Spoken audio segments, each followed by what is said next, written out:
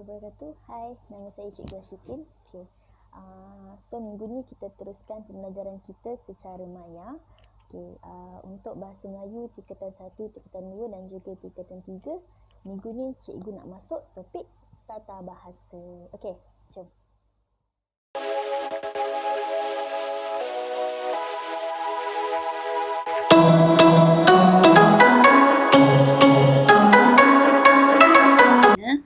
Minggu ni cikgu dah masuk tata bahasa.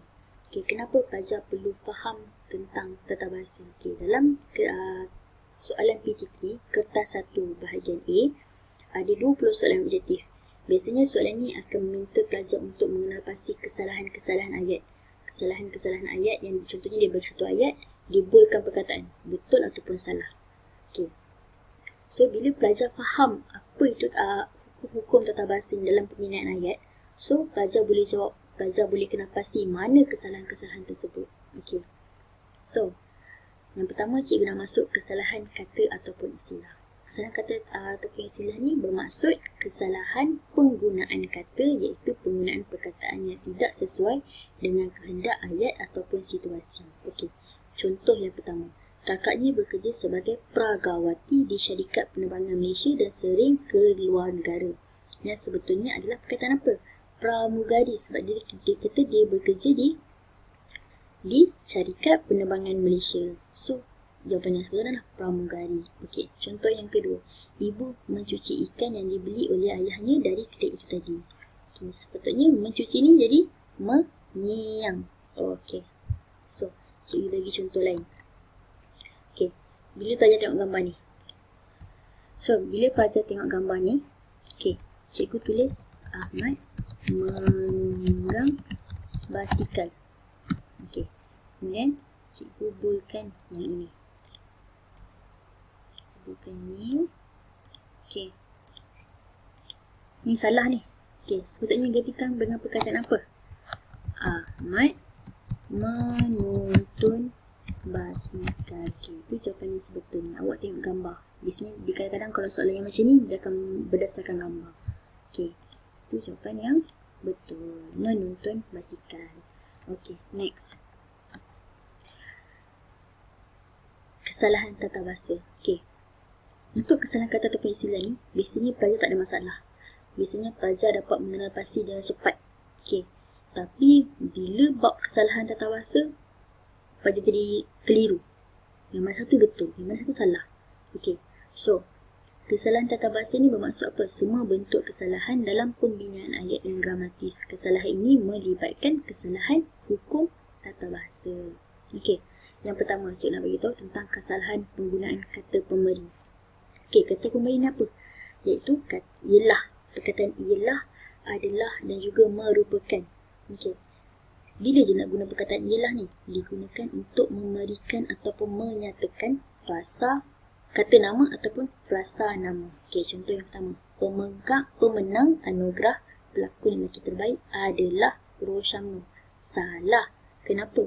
Roshamno ni adalah kata nama.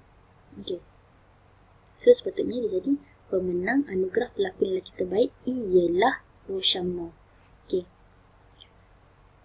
Contoh yang lain cikgu boleh bagi adalah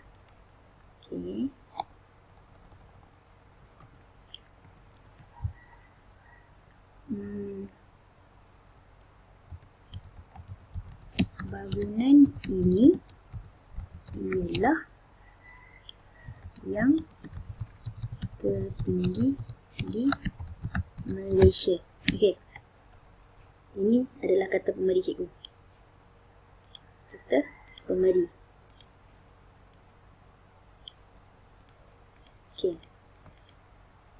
Dia salah.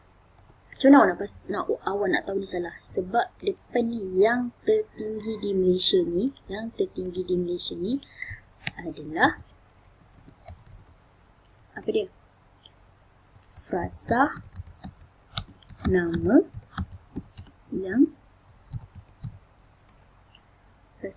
yang dimulai dengan perkataan yang. Ni. Yang tertinggi di Malaysia ni adalah frasa nama. So dia jadi salah. Sepatutnya kita guna apa? Bila frasa nama, kita akan guna kata pemberi adalah. Okay, ingat. So, jawapan yang sebetulnya bangunan ini adalah yang tertinggi di Malaysia. Okay, ini baru betul.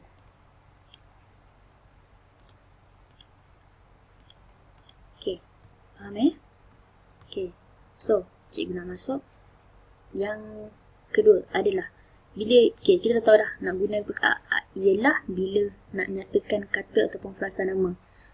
Bila nak gunakan adalah bila pula? Nak gunakan adalah bila kata sendi nama dan kata adjektif, untuk memberikan kata sendi nama dan juga kata adjektif. Contohnya, kutipan derma itu ialah untuk membantu masa-masa gempa bumi. Kutipan derma itu adalah untuk membantu masa-masa gempa bumi ni. Nampak ni? Awak tak boleh guna ialah. Sebab apa? Yang belakang ni untuk membantu masa-masa gempa bumi itu adalah kata adjektif. Bukannya frasa nama. Ialah untuk frasa nama sahaja. Okey, contoh lain yang cikgu boleh bagi adalah, okey, contoh lain. Bungkusan itu ialah daripada abang saya. Okey, cikgu guna ialah. Okey, bungkusan itu ialah daripada abang saya. Okey, awak tahu dah, cikgu menerangkan salah lah maknanya ayat ni. Okey, kenapa salah? Sebab ni, daripada abang saya ni adalah, daripada abang saya ni, dia apa? Dia adalah frasa sendi. Okey, daripada ni adalah frasa sendi. So, awak tak boleh guna perkataan ialah, sebab ialah hanya untuk frasa nama. Okey, so dia akan jadi bungkusan itu adalah daripada abang saya. Okey.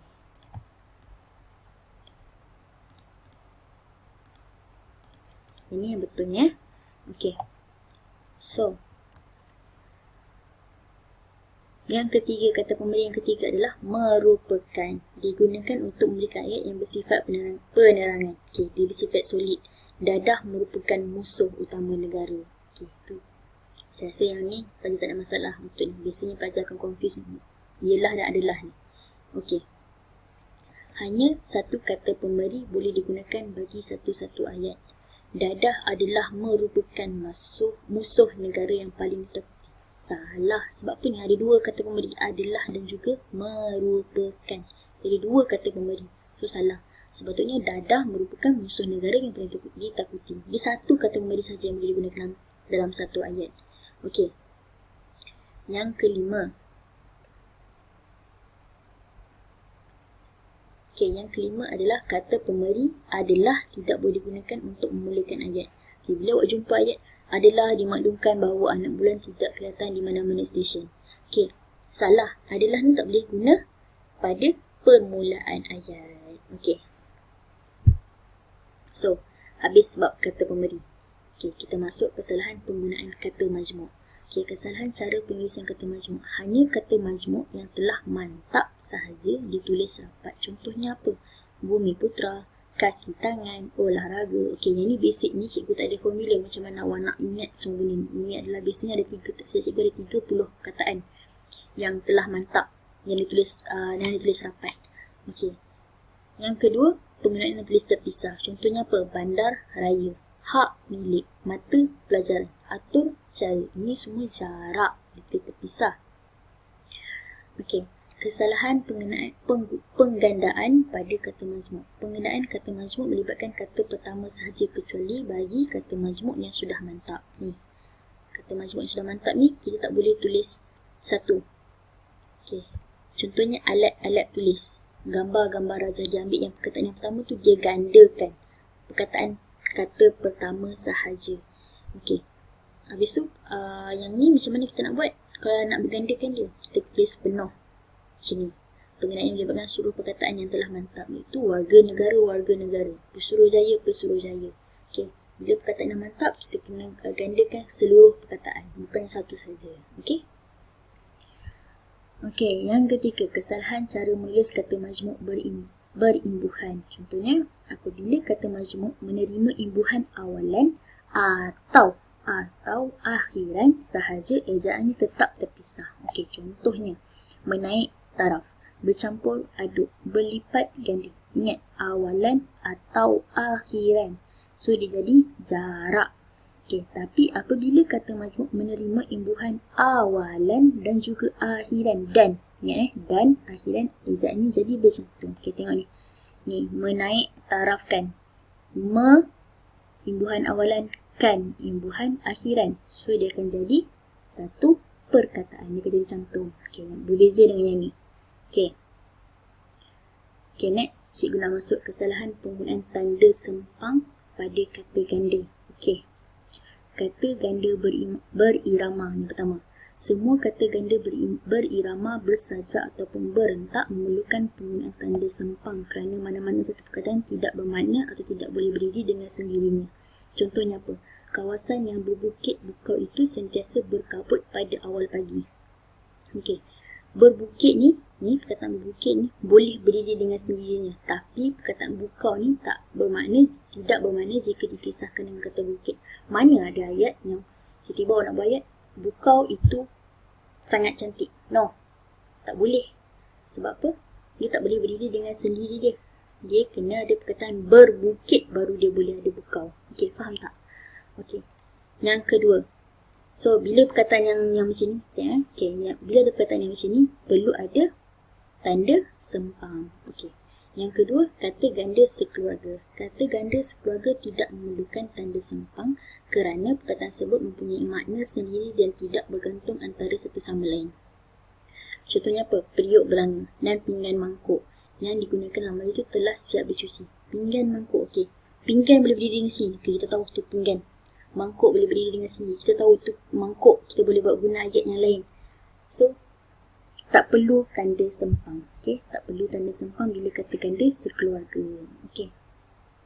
Next, cikgu dah masuk kesalahan penggunaan kata nafi. Kata nafi ni apa? Bukan, tidak. Dua ni. Ini adalah kata nafi. Bukan digunakan untuk menafikan kata nama. Dia tidak abang saya. Salah. Dia bukan abang saya. Itu adalah betul. Sebab apa? Abang saya adalah kata nama. Okey. Bila tidak, digunakan untuk menafikan kata adjektif dan juga kata kerja. Saya bukan malas. Salah. Awak tak boleh tulis saya bukan malas. No. Bila awak cakap, saya bukan malas. No. Salah. Dia sepatutnya jadi saya tidak malas. Saya tidak malas. Okey. Awak kena. Sebab malas ni adalah kata adjektif. Kata adjektif ni contohnya apa selain daripada malas? Cantik. Apa lagi? Wangi, busuk. Itu semua adalah kata adjektif. Okey. Bagaimanapun, okay, tengok ni, bagaimanapun hukum B ni, hukum B gugur ataupun tidak digunakan jika ayat bertujuan untuk membuat perbandingan. Okay, contohnya, saya bukan malas tetapi tertidur. Ni kata adjektif ni. Ni kata adjektif sepatutnya awak kena guna apa? Awak kena guna tidak. Tapi sekarang ni awak buat perbandingan. Tetapi awak buat perbandingan. Bila perbandingan, dia akan automatik dia menggunakan bukan. Okey. Okey, untuk latihan cikgu nak pelajar-pelajar cari 5 ayat yang salah tata bahasa pada kata pemali, 5 ayat kata majmuk, 5 ayat penggunaan kata sempang, 5 ayat kata nafi, 5 ayat berdasarkan modul, berdasarkan apa yang kita dah baca tadi. Okey. So, pelajar cari ayat yang salah. So, pelajar boleh Google ke, buat ayat sendiri yang salah ke. So, bagi tahu kat mana kesalahan tu. Penggunaan apa kesalahan tu dan pembentulan apa yang betul dia. Okey.